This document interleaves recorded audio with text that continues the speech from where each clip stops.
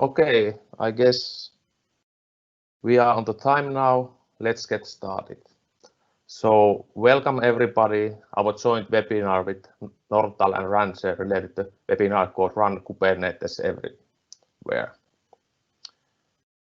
From Nortal side, we have Petri Rönkö, myself. I'm leading our cloud business here in Nortal, and we have also Aki Pehkonen, who is one of our lead architects at Nortal in my cloud team. From Rancher side, we have Martti and Sheldon also joining this webinar. So let's get started.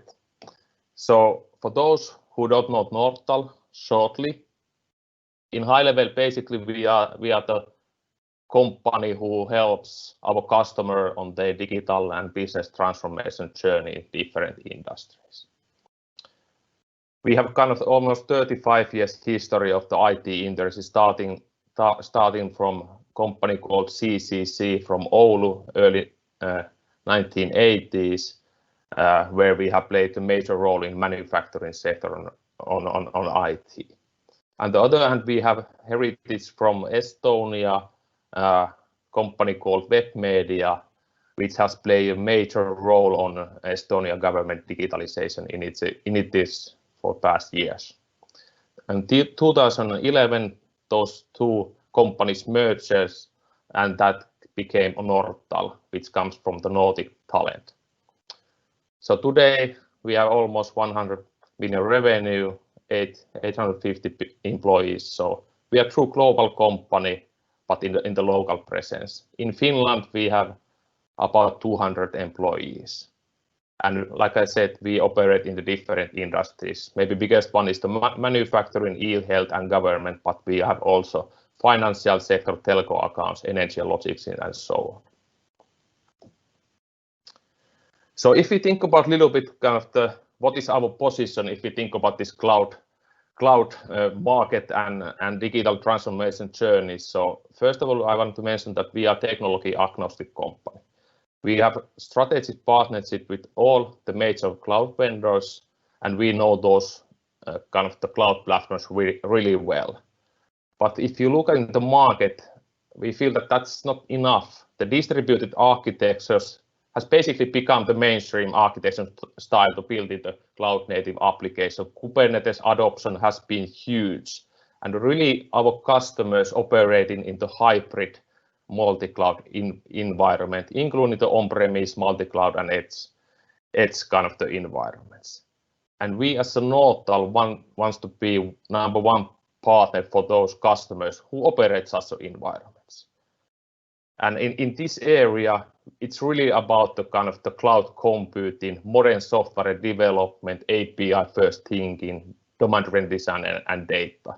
So we really value the kind of for example, cloud computing principles, API strategies over the individual technologies. But we are technology partners that can help our customers join or success in the projects. And the technologized Rancher fits perfectly into this pictures kind of. It's 100% open source technology, and it's kind of the centralized management of those distributed Kubernetes environments, for example. So today we are bringing Rancher to Finnish market as a first company in Finland. So Nortal will be the first company partnering with Rancher in this area in Finland, and we are really excited about this. It's kind of the Rancher is 100% open source software. There is no upfront investment. You can start using it basically today. Our role at the first is being your consulting partner. We have already certified Rancher consultants, and we are kind of to increase that number as we speak. We are the consulting company for you who delivering this solution. At the same time, of course, we have full support from Rancher in different phases in the projects, and in the end, at the moment, Rancher supports the enterprise support directly to you if that is the case that you want to take.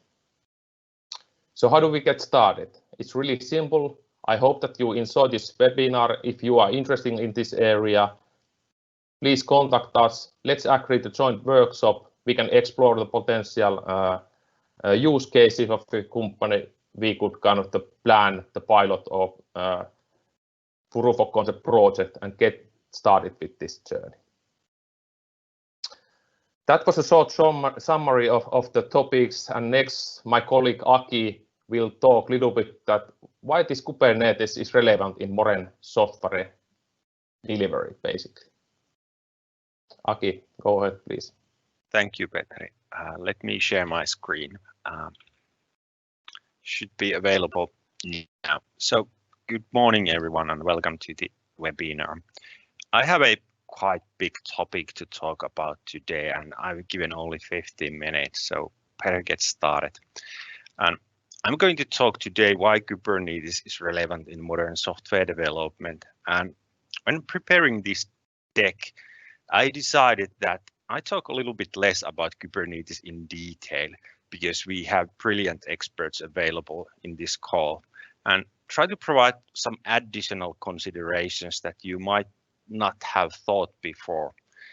And to get started, let's first discuss the definition of modern software development. So when I started building software professionally about 20 years ago, we did some web development, but majority of the functionality was really delivered by classic battleship gray Windows applications. And as we released a new version of the application, our DevOps guy, who was called packaging back in the day, would just burn CDs and send them all over the world. And we really just hoped for the best that our users would read the manual and install the software. This has, of course, changed a lot. And if you would deliver software with CDs today, you'd be really doomed. And the modern way of delivering software by using cloud technologies have really changed the dynamics completely, because now new organizations don't really carry package of legacy applications, and they are able to operate on a significantly lower cost. Typically, they are also competing in a way that it's really disrupting the whole industry as Uber or Airbnb are doing it. But however, all these new companies have something in common, which is their ability to deliver value at much higher velocity compared to traditional organization. And this is all based on enabling technologies that are called as cloud native. And it is an approach for building applications that take full advantage of cloud computing. And in my opinion, the main thing is that it's not about servers or infrastructure. It's all about creating value incrementally without really wasting time on yak shaving or undifferentiated heavy lifting. So cloud native doesn't necessarily mean that you need to deliver your applications to the public cloud. It's more a mindset of using certain technological capabilities and focusing on those fundamentals that make the cloud native in the first place. So it's not about where, it's all about how. And there are a set of capabilities, Kubernetes being one of them, that make up the technological foundation, but it is a lot to do with practices and culture as well. But since this is a Kubernetes talk, let's talk a little bit about Kubernetes as a technology foundation for cloud native applications. Now, if you run a startup company, you would typically go all in with one of the biggest cloud providers and use managed services as much as possible. And I think this is the absolutely right thing to do when you are figuring out how to get more revenue and you're just getting started. But really for enterprises with existing customer base and workloads, this might not be an option because legacy applications might have unsuitable architecture for going serverless, and they typically use either multiple cloud providers or they have their own data centers. But it still makes sense to standardize delivery capabilities.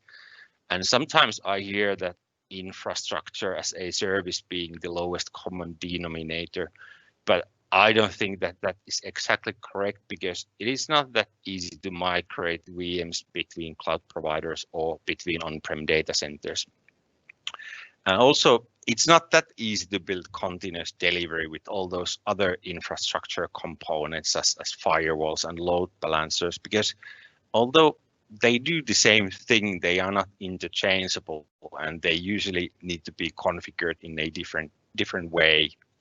And this is really the sweet spot for Kubernetes, because it is really an operating system for building cloud native applications, and it provides many of the features that are really critical for these type of applications, like high availability, such as just automatically starting another instance if service instance fails, or portability.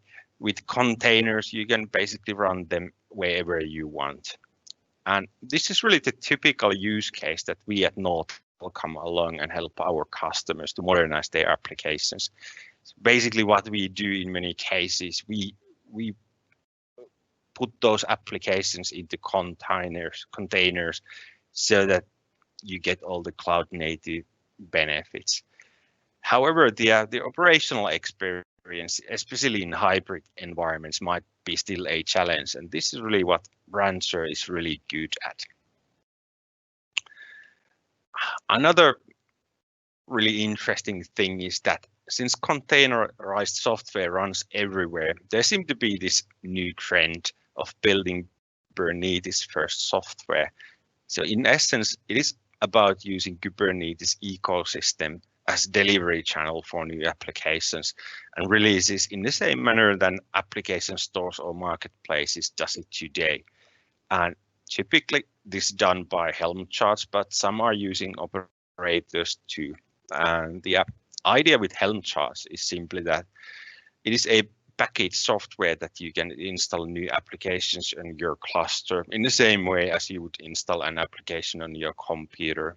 And the other way of doing is with the custom operators, which are really interesting as well because they are very flexible. For example, you can provision cloud resources by using the same Kubernetes resource definition language that you use for your deployment. For example, we have been using this approach in Google Cloud projects very recently, and the benefit really is that you don't need to do any additional infrastructure as code tooling to create cloud resources.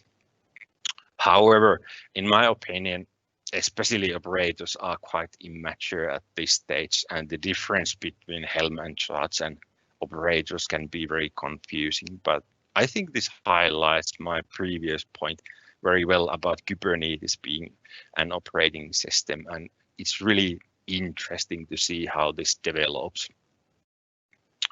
Then a third point, and actually my last point as well, is IoT and edge computing. By IoT, I mean mainly connecting devices to the cloud, and by edge computing, it's about bringing computer resources closer to the end users and devices. And typical use case is a pre-processed data before it gets sent out. And traditionally, these IoT devices have had very low power and low performance, but we've seen this changing really fast, and they get more computing power, which also means more complex and dynamic software requirements, and which in turn creates a challenge from the resource management point of view. And one really interesting use case example would be analyzing a video stream and detecting anomalies with machine learning model at the edge, because transferring streaming video to the cloud would not be really practical. And Rancher Labs has done some really interesting work in this area with their K3s Kubernetes distribution, which you can basically run almost everywhere. And it's really interesting to see how it develops. But really, having said that, this is my last slide, and it's a very brief presentation. But we have a QA session at the end, so let me know if you have any questions, and I'll do my best to answer those. And let's give it back to Martin now, and thank you all. Perfect, thank you. I'm gonna share my screen here and then we can get started.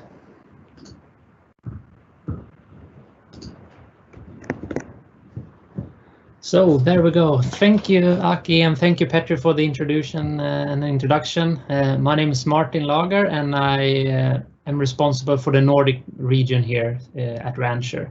So joining today is me and also my colleague Sheldon. He's gonna do a demo after my short introduction here. So I'm just gonna spend a few minutes just to get you to know what Rancher is and what we can help you with, and then Sheldon is going to follow and actually show a demo. So we're actually looking forward to join and work together with Nortal with the expertise here. So we're looking forward to have some joint meetings and looking forward to have some interesting conversations here. So first of all, about Kubernetes. 3 out of 4 enterprises will standardize on Kubernetes within 3 years.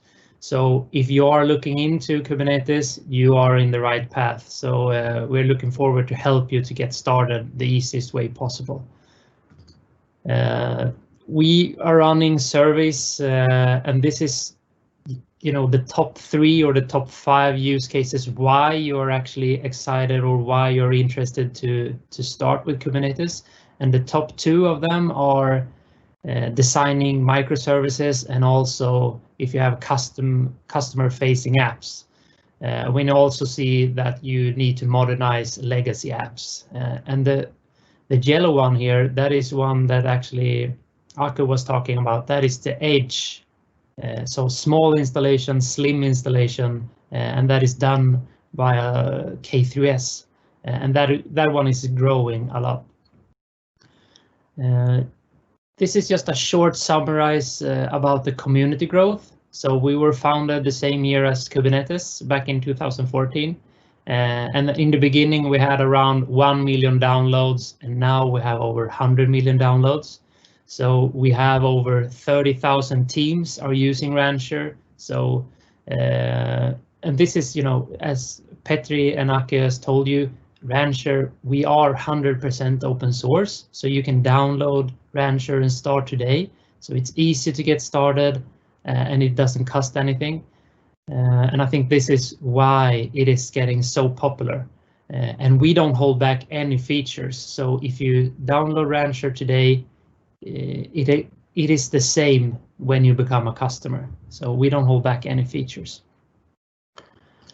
And this is usually what you hear. You have the dev teams and you have the IT operations. And the dev teams, we know that they want to spend their time on building the apps. They don't want to build or manage the clusters. So in the best world, they are spending the days on actually building the apps to help the company to become better.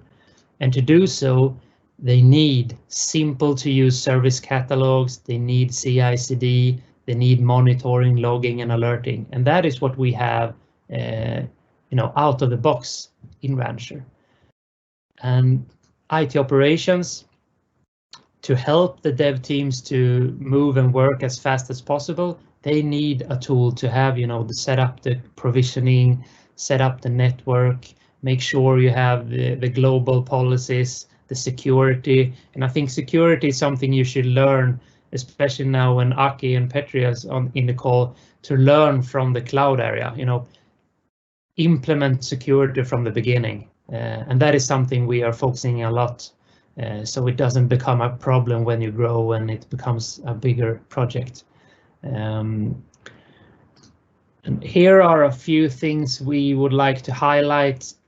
You can use Rancher, but you can also use what we call vanilla Kubernetes. But you should also be aware of that creates an overhead and a risk, and you need to spend a lot of time to actually just figure things out and make sure everything is working properly. So 3 key things that we have identified that are, it is without central visibility. It also is inconsistent security policies, and this must be managed independently. And we know that enterprises, they need monitoring, tracing, logging, search, and also a good place to have the visualization to share through the teams and share through the projects. And this is what the Rancher solution is about. So I'm going to show you during a few minutes before Sheldon takes over what we can actually help you with. So first of all, Rancher, what we say is that run Kubernetes everywhere. And what we mean by that is that you can use any cloud like Aki and Petro were told you about. They have the partnerships with AWS, Google, Microsoft. They have the all, big cloud vendors. But you can also run this on bare metal, on premise, on VMware. And you can also do a combination on a mix and a hybrid of these. So you can pick and choose whatever infrastructure you would like to. And on top of that, you can also do a choice of which Kubernetes distro you would like to use. We have our own, we call it Rancher Kubernetes Engine, but you can use EKS, GKE, AKS, and you can also use a combination of this. So we are the industry leader when it comes to multi-cluster management, and Rancher, we are the enterprise Kubernetes management platform built on top of Kubernetes. And on top of this, you then have the tool and the interface for dev and operations. So on the left-hand side, we have the dev teams, and they have the access to have the service catalog, the CI/CD, the monitoring, logging, and alerting. And then on the right-hand side, we have the operations, and they have the security, capacity. If you have Windows support, you can set up the correct policies and also the provisioning. So you pretty much have everything you need here in a package. And this is just for help you to move faster. And it is also easier for the team and the whole team, not just, the quickest and the fastest learning people. This is to help the entire team and organization. And we are also proud to say that unlike our competitors, we are 100% open source, and we also leave no footprint. So if you decide maybe in the future, when you have using Rancher, we don't leave any footprint if you decide to remove Rancher. So you can still get access to everything you have done. So we leave no footprint. This is just a summarize. You can use Rancher in the data center. You can use it in a branch office, in the cloud, and also the hottest thing right now is on the edge. That could be an installation for a windmill. It could be on an ATM bank machine or video surveillance cameras, or pretty much everything on the edge. Or if you're building buses, trucks, cars, everything now is so techy and modern, and you can actually run Kubernetes, a slim version of Kubernetes in there. And this is just a short summarize of Rancher products and Rancher projects. So at the top here, we have our Rancher products, but it's starting smaller in projects, and they are open to the community, and it's free to use, free to share, and free to use. And when those become popular, we spend more time on dev, and then we are releasing the products.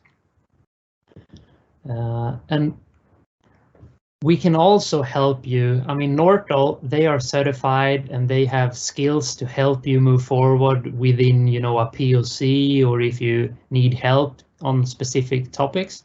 But when you're going to run this in production and when you're going to run this in test environments, I'm sure you will have a lot of questions, and you will have some need for the support. And if you want to, we can help you with that. And this is a short summary of what we can actually help you with. So first of all, this is the CNCF landscape. You have so many choices, so many tools to pick and choose from, and there are so many versions. We can actually here guide you which tools to use and which ones to avoid. And that is included in support. And this is what we, together with Nortal, will guide you to help you to make sure you are doing the right way and set up the best way possible. What we also help you with is what we call in the Rancher stack, we have global support. So if there is a problem with, let's say, the monitoring with Grafana or Prometheus, you can give us a call or place a ticket. If there is a problem with Jenkins that you're using for the CI/CD pipeline, you can give us a call. Also with Service Mesh or Kubernetes or the registry or container runtimes, everything here, you can just give us a call and we will help you. What is also included and very interesting is that when you are going to use Rancher more and more, you will certainly do a lot of integrations with popular tools within the Kubernetes landscape. So this could be an open source tool, or it can be a standard vendor tool. So what we help you here is that we can help you with the troubleshooting, root cause analysis, break fix, and security patches if something is wrong. And we just make sure that the integrations works as expected. So this is a key point, and this is a lot for you and the team to actually get your head around. So this is a good way to actually get some help. And when you become a customer, together with Nortal and their professional service team, we will do what we call an onboarding together. So that means that we have 3 phases. So we have a platform architecture, we have a cluster operations, and we have a system integration. So we do 1 workshop for each of these phases, and then we have a follow-up. And this is simply to make sure that you have the best practice installation and the architecture is correct, the integrations works as expected, and you are using the correct tools. So this will give you a kickstart, and you don't need to worry about some early hiccups. And we can also help you to move as fast as you would like to, so you don't need to spend too much time on figure things out. What we also help you together with the Nortal professional service team, you and your team can join in our private Slack channel when you become a customer. So this is a forum for you to actually just ask questions directly to our engineers. So you can ask questions about best practices, architecture, and simply just questions that are, about Kubernetes or Rancher. So instead of Google or instead of spending time on forums, you can just join our Slack channel and we will help you the best way possible. And to sum this up, I'm very proud to show you that we are spending a lot of time on making sure we have a quality world-class support. And since we don't have any licenses, we spend, every time and everything we have is to make sure you are a happy customer. So this is a Net Promoter Score, and this is how we get measured by compared to other companies. And I think this is a combination of we are open source, you can use whatever infrastructure you would like to, and it's a freedom of choice and we don't lock you in. And together with that, Kubernetes is pretty new and it's happening a lot of things. So we can guide you through this landscape. And I have never seen a company that has, a dominate rating compared to other tools in the market. So we are very pleased and we are very satisfied to actually onboard so many customers that we are doing today. So with that said,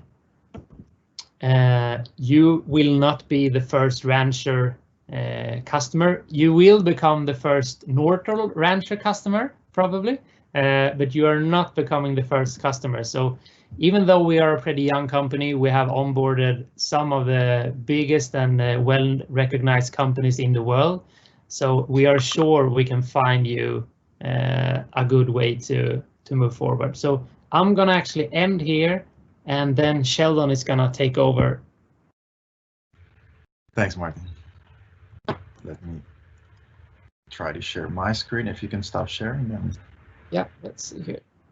Okay. So I think everybody can see my screen right now. Yeah, you're live. Just like Aki said, I have a lot of information in a very short time, so I'll just try to summarize it as much as I can.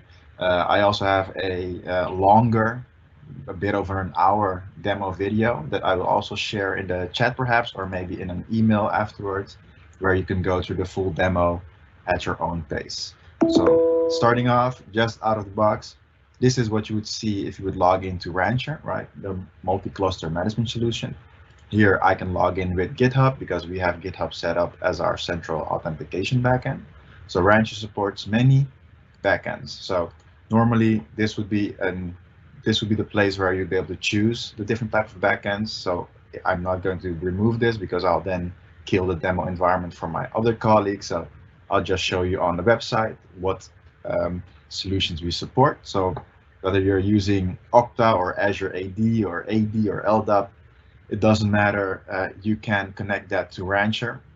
And whenever you connect that to Rancher, your users will get access to that management platform. So of course, if you have users, you also need to have the correct permissions for those users. So within Rancher, you can then also define on a global level, on a cluster level, and on a project level, what those users can do. So if I look at the type of users that we have or the type of roles that we have, we already predefine a bunch for you, and we always recommend to use the roles that are already there. But if you do want to create a specific type of role, you can just go in, choose whatever resource you'd like to give a permission to, and then create the custom role. Of course, the more custom roles you create, the more you'll have to manage yourself. So that's why, if it's possible, try to use the ones that are already in here, but you have full control. It might be something a bit strange if you see something called a project. If you're a bit known with Kubernetes, you know that a project is not something that comes with Kubernetes. And that's because within Rancher, we add a layer on top of the namespace. So a project is just a collection of namespaces. And that's because if you have a single namespace for example, a certain environment for a specific type of application, or maybe you'll create a namespace for a team, it's a very small kind of virtual cluster that Kubernetes has for you. But you'll quickly grow into a lot more namespaces. And that's where the project can be useful, because you can then go into your cluster, you'll have a project, and then your project will have a bunch of namespaces in that. So for example, in this system project, you'll see that there are just cattle system, ingress, kubepublic. So all of these namespaces are in one project. And if I want to do things like create a project for a team or create a project for an application, for example, what you do get with a project is that whenever you create a project, you can do things like add quotas and limits. So if you want to, for example, segment your cluster into multiple teams, for example, you can still have full control over the resources that every team or application then uses. So if you set a CPU limit or a memory limit, then that project at some point just stops using more resources than that you've defined, even going as far as saying, hey, I have a Kubernetes cluster, and this Kubernetes cluster has dynamic storage provisioning enabled. So you can just create a PVC, and then it will dynamically create a PV for me.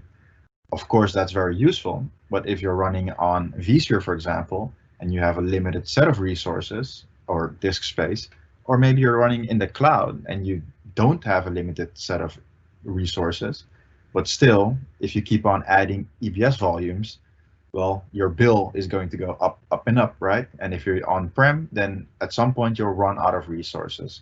So here, for example, with the project, you could even say, I'll set a limit to the amount of PVCs that are being created.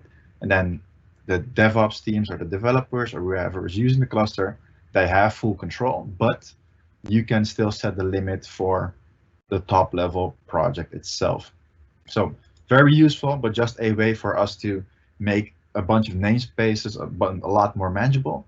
But like Martin also said, Rancher is completely open source, and we don't want to lock you into anything. So this project resource that you see, it's not something that if you remove Rancher will suddenly break things. The project just populates or propagates all of the information to the namespaces. So even if you remove Rancher, any clusters that you've created with Rancher, they just keep running, right? So For example, the clusters that you see here, first of all, you'll see a bunch of providers.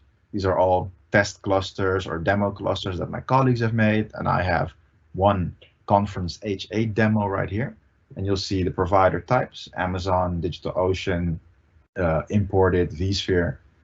You can, Rancher stands for Kubernetes Everywhere, because you can add, create, import any Kubernetes cluster that you'd like. So if you have existing nodes, for example, you can create a custom cluster, and a custom cluster just gives you a Docker run command that you can just paste in that existing node, or maybe add it to an existing provisioning script, and then it automatically adds it to a cluster for you.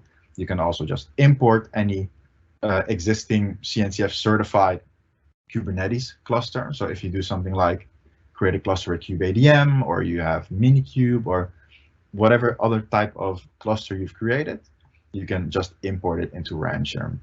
Also, you can use things like Martin also said, you can just use one of the host providers. So if you do want to have a managed Kubernetes environment, you can use AKS or EKS or one of the other ones. What we do recommend is that you use either custom or the VMs, basically. So these are just the cloud VMs that you would rent. So with a custom cluster, Rancher provisions the Kubernetes for you, and for the cloud VMs as well. Importing and using the hosted ones, those are managed by somebody else or a different cloud provider. For Rancher 2.5 coming in October, we are improving the integration with the host provider. So you can do things like upgrade Kubernetes, add node pools, and those things in the host providers. But for now, you can see these two as the same. So if you, for example, if you're using AWS, you would go in, you would select the Amazon EC2 provider. If you want to create a cluster, right? So let's just create a cluster. So I'll just do a conf single cluster. And then here I'll just give my VM a name. So if I want to quickly test a single node cluster, because I want to test maybe a new Kubernetes version, or I'm just quickly setting up a test environment, just quickly create one. The credentials have already been added probably beforehand, or else it will ask you for credentials. And you'll need a template. So you give your VM a name, just one VM, you'll choose a template, or you would create a template. And in these templates, you just have the same information as you would in your cloud provider, right? So these credentials you create in Rancher, then you can use them, and then it authenticates to that cloud provider. And here, as you can see here, all of the things that are available in that cloud provider and the existing security groups, things like that, all of those things you'll see populated in Rancher. So if I would just select one of these, for example, I'll just choose one of my colleagues, then I can go in, choose my VM size, and configure any other thing that I would want to configure. Once I've created this, it will save it as a template. As you can see, I have a bunch of templates already here. So I can just, it's being created once and I just use it after that. So for the single node cluster, I would say maybe I just want to quickly test something. I'll do 4 CPUs, 16 gig. I'll select that template, and I would just select the roles that Rancher will provision for me. So this Kubernetes cluster will have its etcd, the control plane, and worker functionalities in one cluster. If you wanted to go in and create a more highly available, highly resilient cluster, you would go in and add more node pools. So for example, for this one, you would do the control plane, and for here, you do the worker. And then instead of doing all 3 roles in one, you might do something like this, where you would go in and let's do etcd. You would give that 3 because it does leader election, so you need an uneven amount. The control plane doesn't, but it's active passive. And for your workers, just do whatever you like. You would select maybe a smaller template size or VM size for the control plane, maybe etcd a bit bigger, of course. And then for your workers, maybe you'll go with 8 CPUs, 32 gigs, or whatever size worker that you'd like. So if I were to create this cluster, this would be a highly available, highly resilient cluster, because etcd is separate, the control plane is separate, and my workers are separate. So if anything happens on any specific node, I won't notice it, because Kubernetes will reschedule what's necessary where it's necessary to be rescheduled if it has the resources, and everything just keeps continuing. For this, I won't do that. So I'll just go back, create my single node cluster.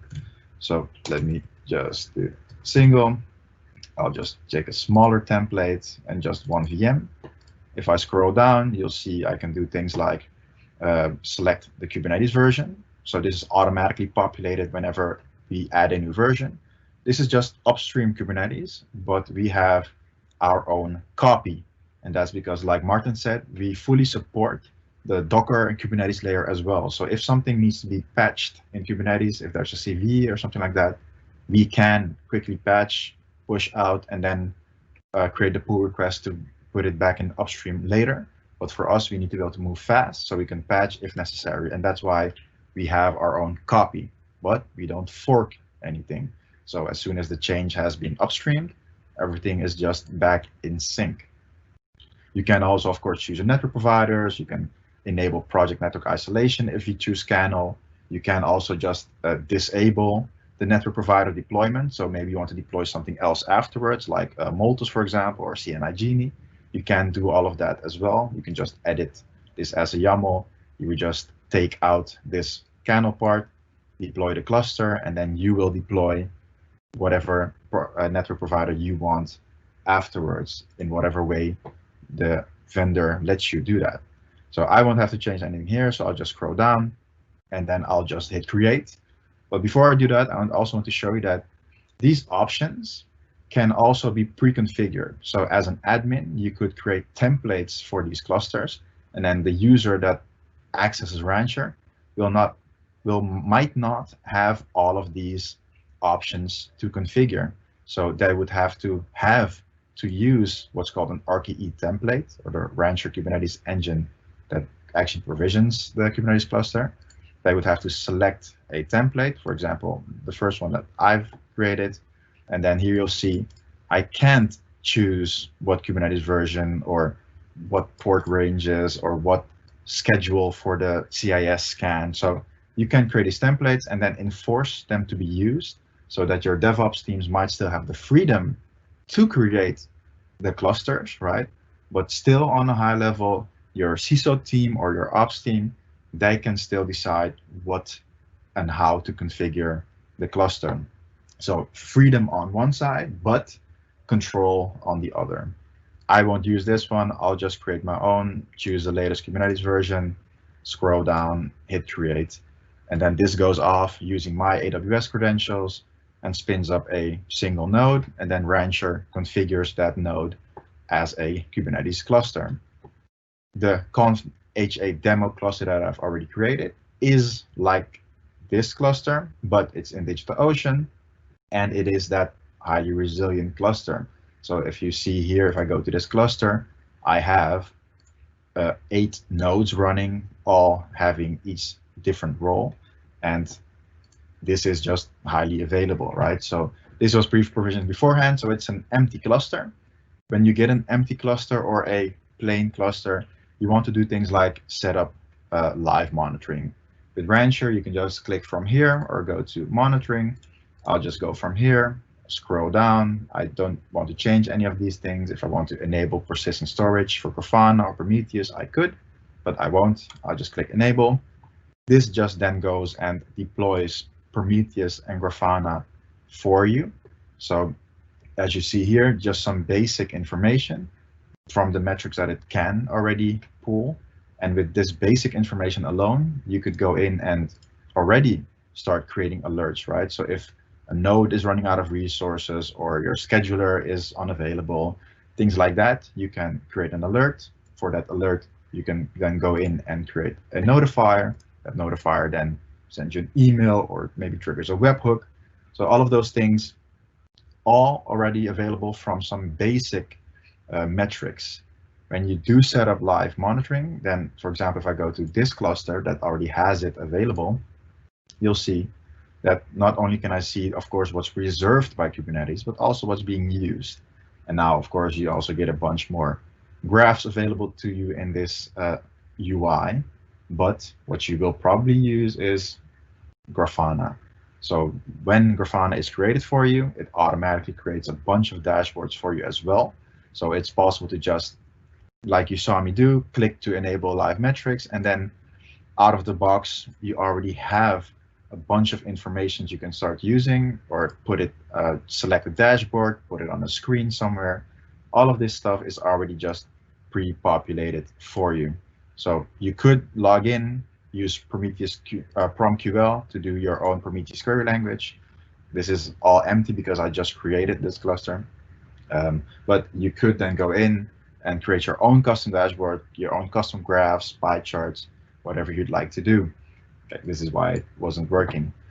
So if I go back to my cluster, the HA cluster, it's been deploying the application. Well, it's not ready yet, but as soon as it is, I can then also start pulling certain expressions or more metrics. For example, it should be done now. So if I go to alerts, add an alert, you'll see that now I have this expression field, and this allows me to then just use all of the Prometheus endpoints that are now available to me. So I could create custom metrics. Well, I just created this, so there is no data yet. It takes a minute to get something, but I can create my own custom alerts from here with all of the endpoints that Prometheus allows me to use, and then get notified whenever it's possible. Of course, you can also add Prometheus endpoints to your application and then query that endpoint. So you can go as far as you'd like, but Rancher makes it easy to just deploy it. When it comes to the cluster itself, you have your project, you have access to start working in it. You have, of course, the resources available to you. If you're just starting out with Kubernetes, you can go in and just use the Docker image that you have, give it a name, let's say just test. Don't change anything else, hit launch, and then you'll see, well, I've deployed my first Kubernetes single replica deployment, right? So without having to know anything about Kubernetes. Of course, when you do, you can go in and paste in your own YAMLs, you can go in and do a lot more things, right? So all of the options that you have within Kubernetes for different types of readiness checks, upgrade strategies, all of these things are available to you from a easy to use UI. And the UI by itself is not the only thing you can use, because if you have your cluster, you can also just from the UI perhaps launch any one-off commands or get your kubeconfig file and then communicate directly to your cluster. Also, Rancher is an API first software, so everything you see me do in this UI, you can just, let's say, run a security scan, change the parameters. You could just paste this in any script that you already have, or use the API call. You could automate the full creation, installation, and configuration of Rancher, and everything after that using the API like you're seeing here, or using the Rancher CLI. So from an application deployment, it's very simple to start working with Rancher. And then as soon as you go further than only deploying images, you can then also go in and deploy Helm charts. And that's all integrated into Rancher. So if you do want to go deploy apps as Helm charts, as you can see here, there's a full application catalog, and you can add your own private registries and all of those things as well. So just to sum up, there's a lot more, but looking at the time, I'll finish off. Rancher makes it easy to just start using Kubernetes, to start creating clusters. It gives you a full management solution for then managing all of your clusters in one place. If you need to do things like, if you need to upgrade Kubernetes, for example, all you do is edit the cluster, hit the new version, hit save, and then Rancher does a zero downtime upgrade for you of that cluster. So just a very easy way to start off with Kubernetes and start managing a whole fleet of Kubernetes clusters as well. So easy for the developers and easy management for the ops as well. So I'll stop there, and thanks for listening. I'll make sure to add in the full demo to YouTube, and then I'll give it back to Patreon. Thanks, guys. Be a visible Q&A chat there. So if you have any questions, please type it in. So we try to answer in this during this last 10 minutes. Yeah. So I have a question for Sheldon. This is usually a common question. It's actually two questions. So what is the easiest way to get started? And is there a place to learn, the basics about Rancher? Yeah, sure. So that is indeed one of the first questions that we get. The easiest way is to just Google Rancher Quick Start. It will send you to the Rancher Quick Start page, where you could as easily start off with a Docker run command, and that just sets up Rancher for you in a container. But we also have a full set of Terraform scripts available to spin it up in DigitalOcean or AWS or whatever is available currently, and we keep adding more providers to those quick starts. So it's very easy to just start using it. And of course, we do a lot of training. So because Rancher is open source, we want to train our users and the public, because Kubernetes by itself is complex. So we stand for making it as easy as possible. So if you go to the Rancher YouTube page, you can see the master classes that we do, the meetups that we do. We have a training platform now available, so you could even get your level 1 certification for Rancher, where we do videos and testing and an exam at the end, and that's completely free. So all of the training material that we provide you, you can just leverage and use to improve your own skills in Kubernetes and Rancher, of course. Okay, and one more question here. I know a lot of people are thinking about maybe starting with vanilla Kubernetes, and they think, yeah, we can do this on our own, or one guy or the team can get started. But what would you say is the top 1-2 benefits of actually just getting started with Rancher on top of Kubernetes? So that's if you start with vanilla Kubernetes, or maybe you're doing your CKA, you're starting off with kubeadm, you're maybe going with Kubernetes the hard way by Kelsey Hightower. If you really want to learn, I would highly recommend just starting from scratch, because then you learn a lot more. But if you don't want to dive in that deep, or just want to start using it and learn as you go, Rancher allows you the possibility to just, if you have maybe a simple Amazon account with some free tier credentials or free tier resources available, or you have a company account with some resources, or even if you use the custom cluster creation and just use your own laptop as a node inside of Rancher, right? So you can just use the custom cluster type to have a Docker run command created for you, paste it on your laptop, or paste it on any resource that you have available, and it spins up a Kubernetes cluster for you with certificates, the manageability for the upgrades, all of those things, creating snapshots, backing up, all of that stuff is available to you out of the box.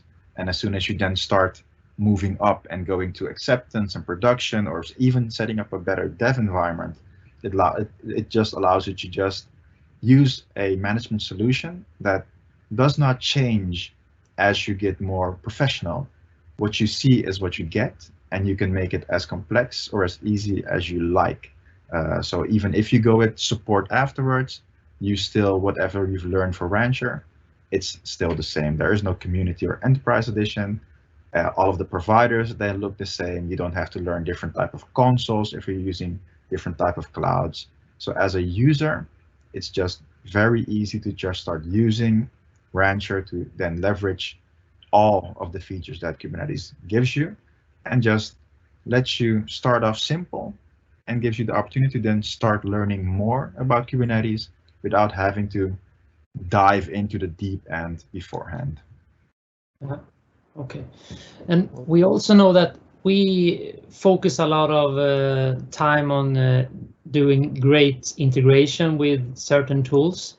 What would you say is the most common things that you maybe start off with, something that, yeah, this is what I'm going to do? And do you have some topics there maybe you can cover about integrations that are common? Integration that are coming. So when it comes to Rancher integrations, it's actually very simple. I don't want to say, but we look at what's happening in the industry. So for example, with Prometheus and Grafana, they're the industry standard right now for monitoring, right? So we at some point decided, hey, this is mature, people are using this, let's integrate this. We did this for Istio as well. If you go into Ranch right now, you can, if you open up the new UI, you'll see that we also have OPA Gatekeeper available. So depending on what the industry is doing, we then decide if we integrate certain things into Rancher itself, and make it easy to deploy from there. And that's from an integration perspective. But as you saw with the apps as well, you can just deploy any Helm chart from there. And it is just Kubernetes. So what we usually get is, hey, does this work with Rancher? Then the answer is always, well, does it work now for you with Kubernetes?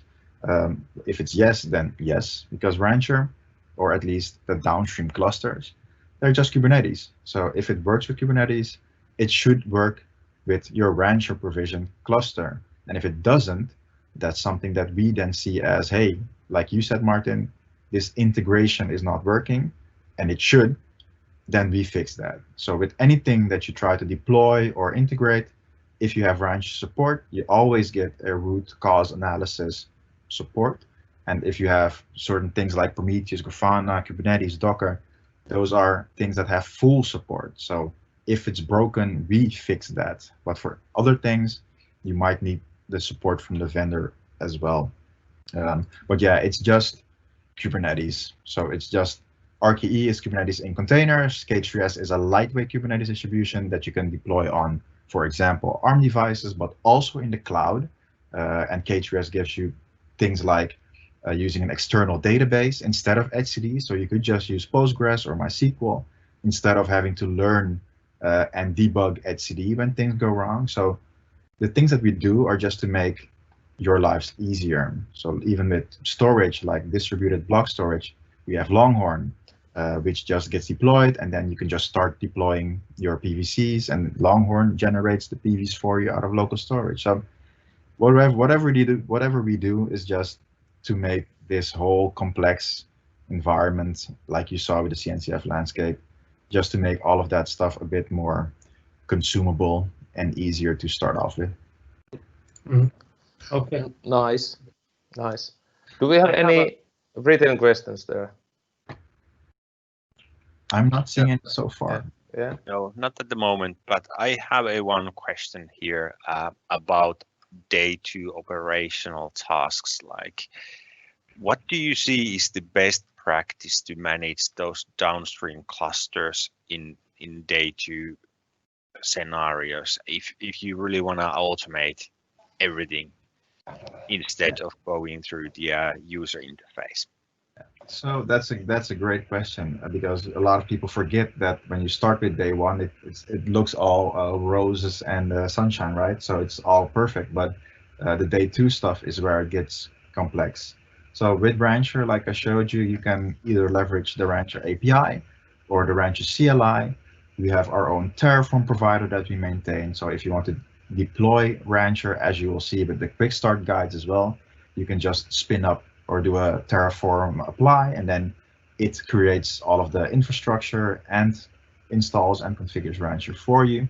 So you can do that as well.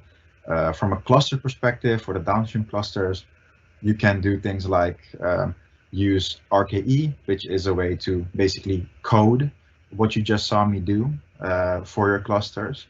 So if you need to change anything for the cluster, you just change it in that RKE file, basically, and then you reapply that. What we are going to as well for Rancher 2.5 is that we're integrating one of the projects that's called Fleet, and that is going to be our GitOps solution. So this will allow us to then also leverage, well, the GitOps mentality. So if you have an application deployed on one of your downstream clusters, that cluster might be part of a group of clusters. You might have 100,000 mini IoT gateways somewhere, and then one manifest change on one of the devices. Then Fleet will tell you, hey, this configuration on that device has changed, and then you can reapply the correct change or whatever action you'd like to take. So currently you can already automate everything you see in Rancher, and then going further into managing a lot of clusters, you're making that a lot easier with Fleet, because we can then also leverage the full GitOps approach. Okay, thank you very much. Good. And before we just finish up here, I just want to, we've talked about Rancher and we've talked about Kubernetes, but one thing that is more and more popular and people are getting more and more interesting is K3s. So can you just maybe touch like a small teaser about what K3S is and what it actually can do? Yes. So there also came a question. You want me to go both of them? I don't know how we are on time. But maybe if I do the question in the box first and then go to yours, Martin? Yeah, sure. Or I see the question is, oh yeah, it's still there. So the question is, any plans to support custom node templates / providers in Terraform?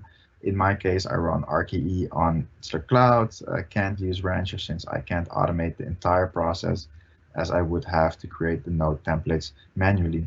So for the node templates, we have, if there's something that's missing in the RKE or in the Terraform provider, then it should be there. And if it's not, you can just create a feature request for RKE.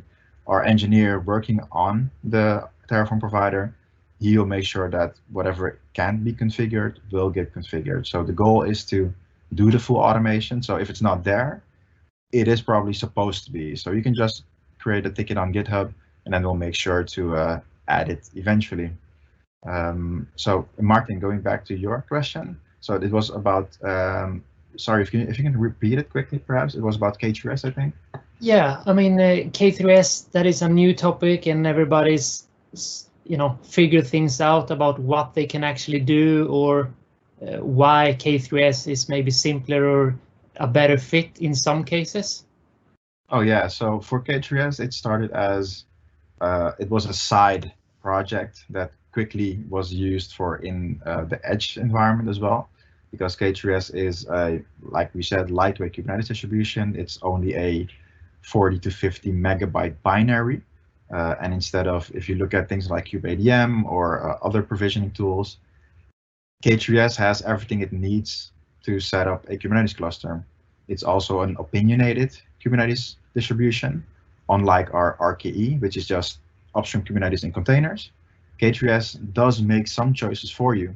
However, those choices, as we always say, K3S is batteries included, but swappable. So for example, if you just spin up K3S, you will get a local storage provisioner out of the box. So you can start creating PVCs. It will then generate PVs out of local storage.